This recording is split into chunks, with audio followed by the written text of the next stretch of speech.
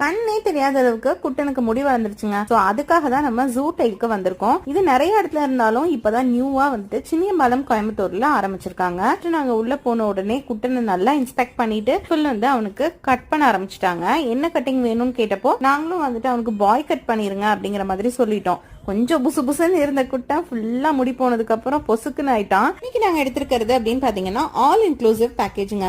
எல்லாமே பண்ணி கிளீனா வந்து குட்டனை நம்ம கையில கொடுத்துருவாங்க. சோ அந்த மாதிரி நாங்க கொடுத்துட்டு அங்கேயே உட்காந்துட்டோம். நீங்க வெளியில கூட போய்க்கலாம். ஜூ டைல் பொறுத்த வரைக்கும் அவங்க வந்து வீட்டுக்கே வந்து கூட நமக்கு சர்வீஸ் பண்ணுவாங்க. விதின் இவ்வளோ கிலோமீட்டர்ஸ் அப்படின்னு கணக்கு இருக்கு.